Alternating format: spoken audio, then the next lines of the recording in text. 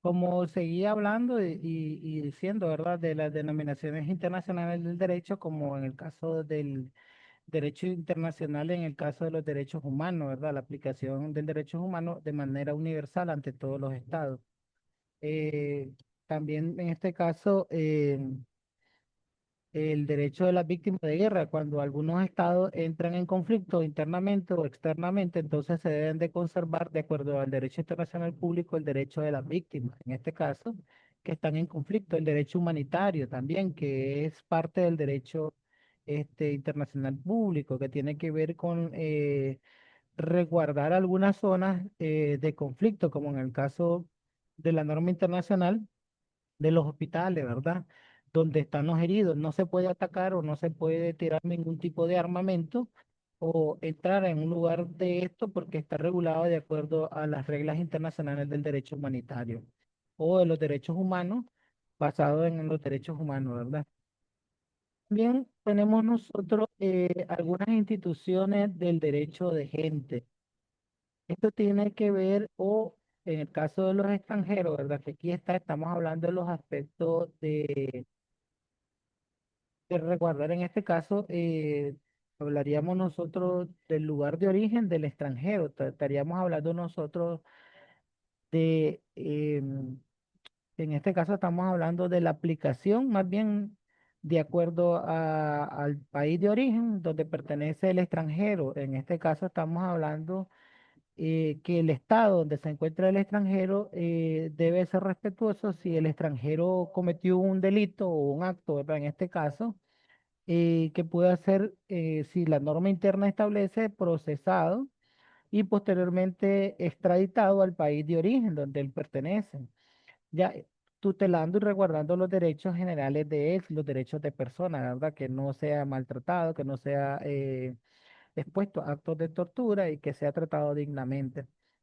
También esto tiene que ver con la aplicación del derecho aduanero en materia de circulación de personas, o sea, que se le pueda respetar en este caso, de acuerdo en este caso podríamos hablar del pasaporte, que es el instrumento internacional que se utiliza cuando un extranjero sale de su territorio y entra a otro territorio y decir que es nacionalizado, que pertenece a tal país. Entonces, tratarlo con toda la diplomacia del mundo y saber de que no pertenece a ese estado, pero que también hay un derecho interno que lo cubre a él y que le da tutela y que tiene la misma garantía, como en el caso de la seguridad, pues que si un extranjero es asaltado en un territorio, pues también él tiene derecho de ir a interponer en este caso su denuncia, ¿ya? Y que se le sea tratado dignamente en un proceso. Entonces, a eso nos estamos hablando, a la protección de los derechos de los extranjeros, a que ellos puedan circular libremente sin ninguna restricción. Eh, que también lo miramos aquí con respecto a la ayuda a los peregrinos. Esto es basado a un elemento que yo ya le decía en la historia del derecho, o más bien en el aspecto de el derecho antiguo, y lo miramos nosotros en la aplicación de la civilización judía, cuando los levitas o los sacerdotes guardaban un porcentaje económico para ayudar, en este caso, a los extranjeros, a los peregrinos. Ese principio que, por eso decía que era vestigio del derecho, que se traslada en la historia, ahora lo miramos en la aplicación moderna del derecho público y tiene que ver con la ayuda a los extranjeros. Entonces, ¿en qué se basa? Bueno, que un extranjero que se encuentra dentro de un territorio que no es su estado, del estado de origen de él, él puede acudir a una embajada dentro de ese territorio para que se le brinden, en este caso, las garantías mínimas. En este caso, si perdió o extravió su instrumento, él pueda solicitar a través de su embajada su instrumento o que se le ayude, en este caso, a través de algún organismo, como en el caso de la Cruz Roja Internacional, eh, llevarlo de un lugar a otro porque tal vez se encuentre afectado de salud o ir a las relaciones a la parte de relaciones internacionales diplomáticas de cada estado, en el caso de nosotros la Cancillería, ¿verdad? Y decir que es un extranjero y que necesita la ayuda del Estado porque no tiene ciertos elementos o capacidad económica para hacer tales asuntos. Entonces, el Estado de ese país se pone de acuerdo con la embajada del país de origen del extranjero y a través de los acuerdos bilaterales entre los estados, le ayudan al extranjero, ¿verdad? En este caso, ir.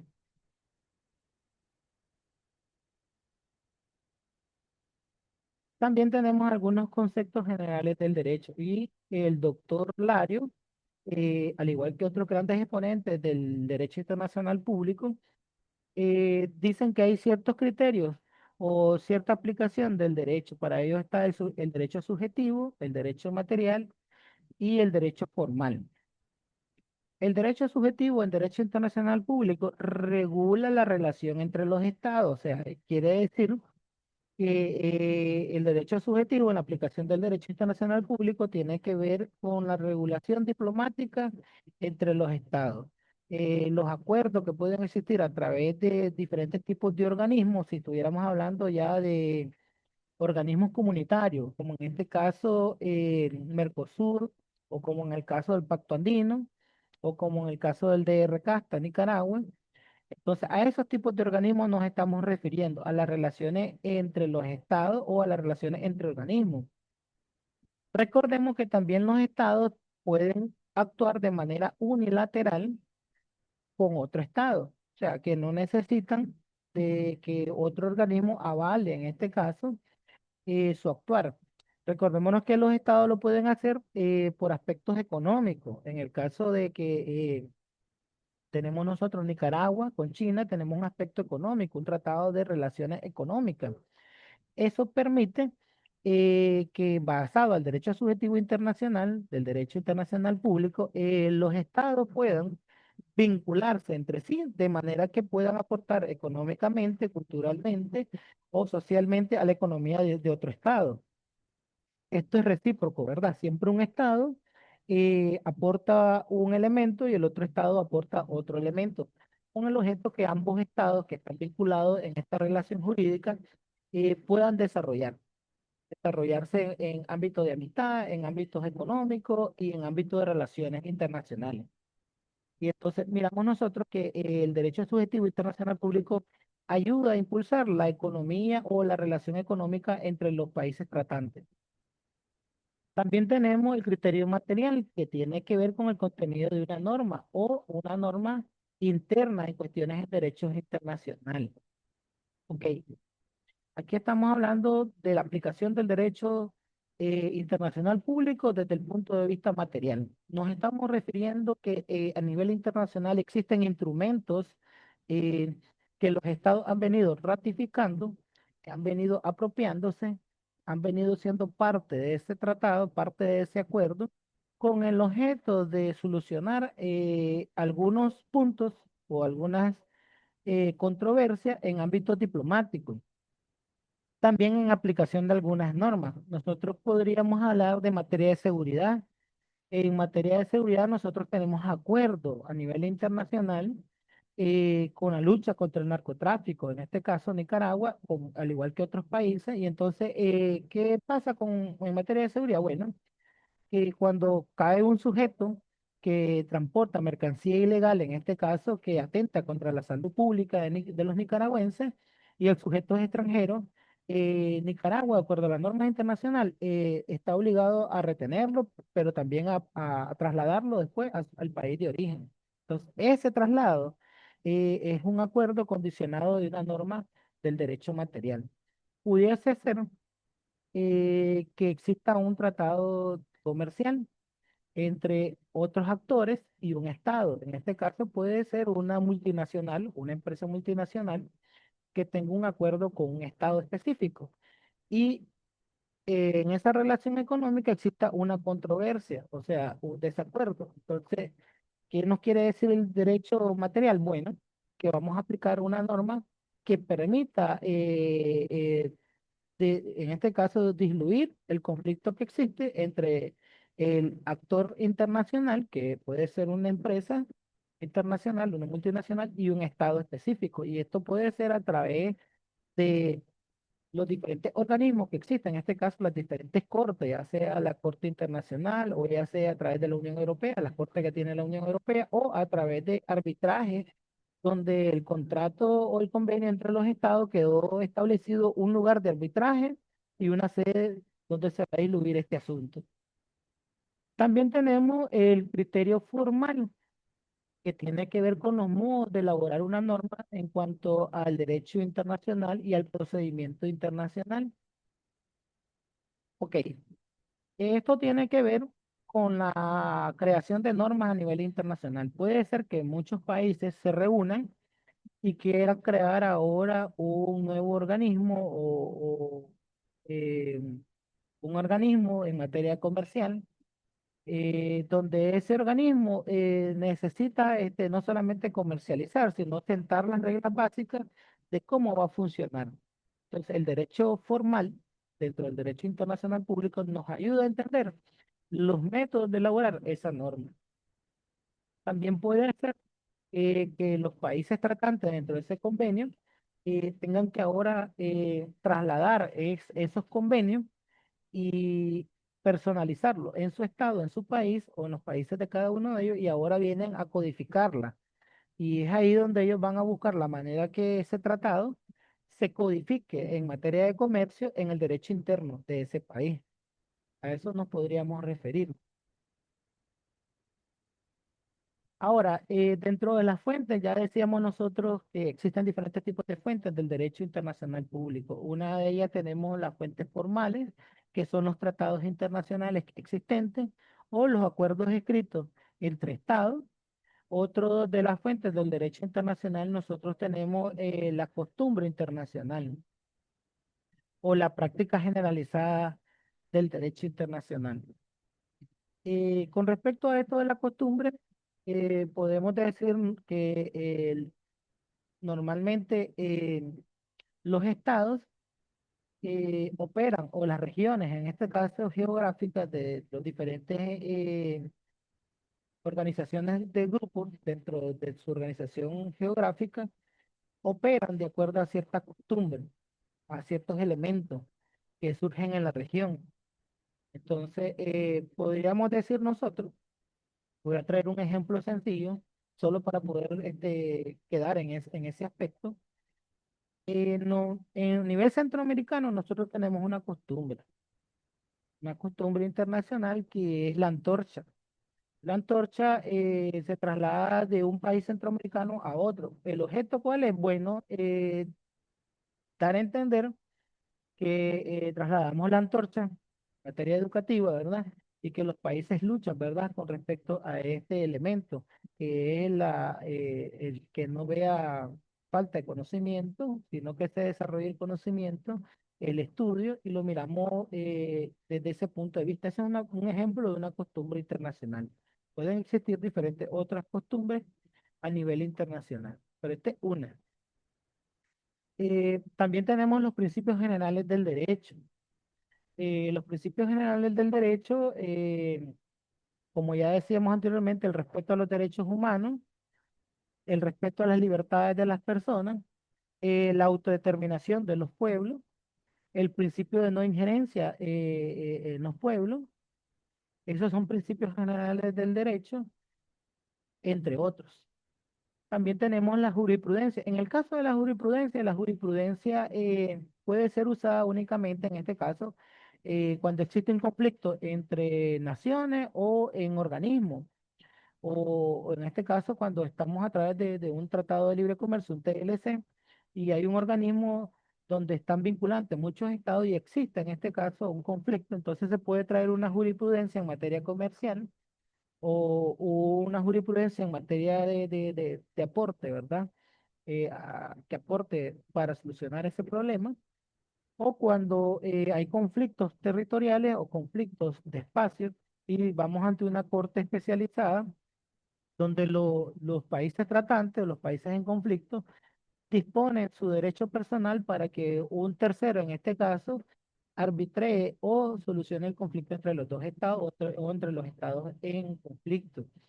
Y ahí es donde podemos utilizar jurisprudencia, podemos utilizar doctrina o derecho comparado o elementos o ejemplos que han sucedido en el derecho internacional público entre otros países y han servido para solucionar problemas similares a este. Dentro de la característica del derecho internacional público, nosotros tenemos que se hace mediante la creación de tratados y convenios internacionales. Es una de las características generales del derecho internacional público. Y que se necesita como elemento esencial el consenso de los estados, que los estados deben de consensuar, deben de aceptar la ratificación de ese instrumento. Otra de las características del derecho internacional público es la igualdad soberana, que ya lo decíamos anteriormente, el principio de igualdad es también una característica, les decía. Esto quiere decir de que todos los estados son iguales ante la comunidad internacional, son iguales ante las Naciones Unidas, son iguales ante la Corte Internacional Penal, son iguales ante los derechos humanos, son iguales hasta ante los convenios de Ginebra y de Viena, somos iguales. Entonces, ¿qué significa? Que no hay ningún estado que sea superior a otro, a pesar que tengan algunos mayores riquezas, ya sean naturales o económicas, todos somos iguales ante el derecho internacional público, todos los estados. La otra característica es que es descentralizado. ¿Y quiere darnos a entender? Bueno, que se descentraliza el derecho internacional público en diferentes tipos de organizaciones, como es la parte judicial, como es la parte legislativa y como es la parte ejecutiva. En este caso estaríamos hablando las Naciones Unidas, estaríamos hablando la Corte Internacional, la Corte de Derechos Humanos, la Corte Mercantil, existe la Cámara Mercantil a nivel internacional, eh, que está subdividida en el derecho internacional público para solucionar los diferentes tipos de conflictos. Lo otro es que una de las características que es un derecho dispositivo general y normativo internacional. ¿Qué significa? Que es una norma aplicativa, una norma activa que está a nivel internacional. Entonces, los países pueden invocar cualquier norma internacional. En el caso de que existiera un problema mercantil, una de las normas que nosotros pudiéramos invocar sería en este caso el Código de Bustamante en materia mercantil. En el caso de derechos humanos sería en este caso la Carta de los Derechos Humanos, ¿verdad? Y podríamos también a los diferentes organismos de derechos humanos que existen en las Naciones Unidas, como la CIDH y entre otras, ¿verdad? Eh, ¿Qué quiere darnos a entender? Que hay un cuerpo normativo, que hay un cuerpo que regula la conducta de los estados a nivel internacional. Los estados son independientes, los estados tienen autonomía, pero deben de actuar de manera descentralizada, apegada al derecho internacional, para no verse en conflicto a nivel mundial. Eh, las fuentes del derecho internacional hoy las voy a decir de manera generalizada. Posteriormente, en la clase 6, en la clase 3, en la sesión 3, nosotros vamos a hablar de las fuentes del derecho internacional público, ya a profundidad, que es el tema que nos abarca en esa sesión clase. Hoy tengo que decirle que las fuentes del derecho internacional público tenemos los tratados y los convenios internacionales que sirven como instrumentos jurídicos, instrumentos de debate para poder discutir un derecho o para poder disolver o poder acreditar una acción a nivel internacional.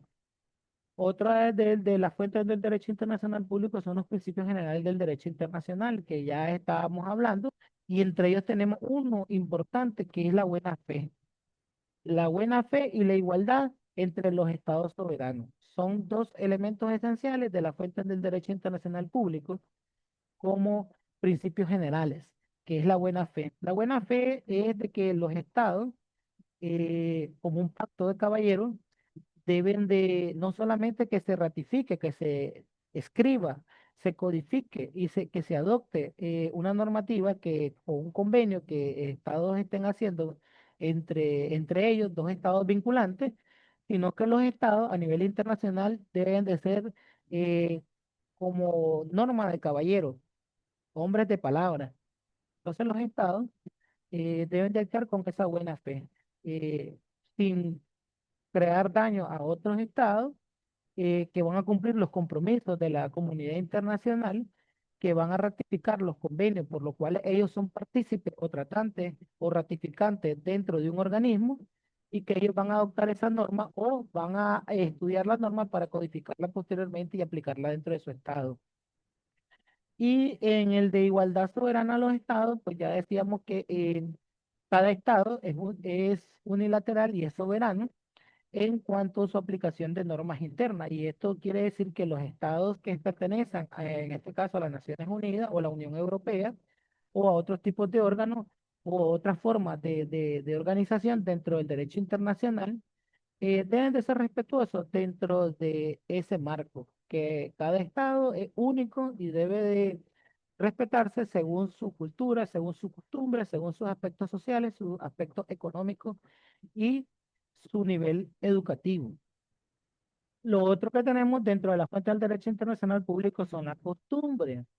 La costumbre, ya decíamos, es la que le dio origen al derecho internacional público y casi todo se ha hecho por costumbre, como el caso de la ley mercatoria en derecho mercantil. Pero se dio el trueque, después se dio el intercambio de animales y especies, después se trasladó al mar, después se trasladó a a la tierra y ya se crearon, en este caso, la figura de los cónsules, la figura de los mercados, los jueces de mercado y eso se fue creando como un derecho, ya una costumbre ya codificada de manera habitual, se creó como un derecho. Ahora miramos nosotros muchos mercados y hablamos de mercados internacionales a nivel nacional.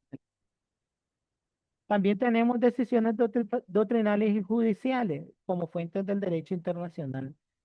Estas decisiones doctrinales son emanadas muchas veces de los organismos, en este caso la Corte Internacional, acuerdos eh, estudiados en el caso de respeto a los derechos humanos o acuerdos de energía, en este caso pudiéramos decir, o acuerdos de recursos naturales, como en el caso del Acuerdo de París, la climatización, en este caso, o el estudio del clima, cómo conservar nuestra madre tierra y es uno de los grandes ejes, ¿verdad?, que se viene aplicando en el caso de Nicaragua, en las universidades, el estudio, ¿verdad?, de la conservación a los recursos naturales, a la madre tierra, a la conservación de la madre tierra, a la buena administración de nuestros recursos.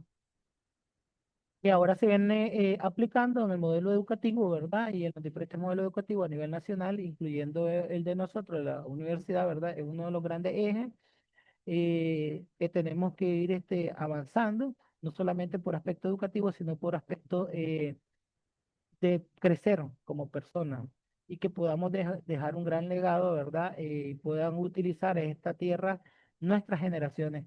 Digo esto porque no nos quedemos solamente en la parte doctrinal de acuerdo, en derechos de guerra, en derechos de convenios, de cómo se deben resolver los conflictos. También este es un acuerdo y han habido resoluciones judiciales, ¿verdad?, contra impacto del medio ambiente y entonces se deben de respetar a nivel internacional todos los acuerdos judiciales. Tenemos nosotros también los tribunales y las cortes internacionales. En este caso, la Corte Penal Internacional, ¿verdad? Con sus siglas CPI, y tenemos también el Tribunal Europeo de Derechos Humanos, eh, y también tenemos la Organización de las Naciones Unidas en el marco de la paz y la seguridad internacional de los estados. Estos son tribunales y son cortes y son organismos que existen en materia internacional del derecho internacional público, que los vamos a ir viendo en una de las sesiones clases más adelante nosotros, ya de manera directa. Ya decíamos anteriormente de los principios generales del derecho internacional público, teníamos el principal que es el principio de humanidad. Y esto tiene que ver con el respeto hacia las personas. Este principio nace del derecho de las víctimas de guerra, ya en los principios del derecho de la Primera Guerra Mundial, en los principios de los derechos humanos. Después se traslada, se codifica a lo largo del derecho internacional público como un principio inherente de la personalidad humana y se codifica en los estados, en este caso en la Constitución política. Nosotros tenemos este principio, el principio de humanidad, el respeto a los derechos humanos de las personas, de la dignidad, de sus pensamientos, de su libertad de expresión y su libertad de circulación. También tenemos la responsabilidad de los estados soberanos. Esto quiere dar a entender de que todo Estado es responsable de su acto. Lo que hagan en su derecho interno tiene un efecto en el derecho internacional. En el caso, digamos, de migración, pongamos que un Estado no tiene una estabilidad económica para sufragar, en este caso, la parte económica de su pueblo y la gente se ve la necesidad de emigrar porque no hay, en este caso, la capacidad económica en ese Estado. Y esa responsabilidad se le acuñan a los estados, porque los estados deben de mitigar, deben de velar, deben de garantizar, en este caso, no van a darle empleo a todos, pero van a garantizar o buscar, en este caso, organismos o instituciones, en este caso de la banca privada, para que puedan invertir en ese estado y generar fuentes de empleo.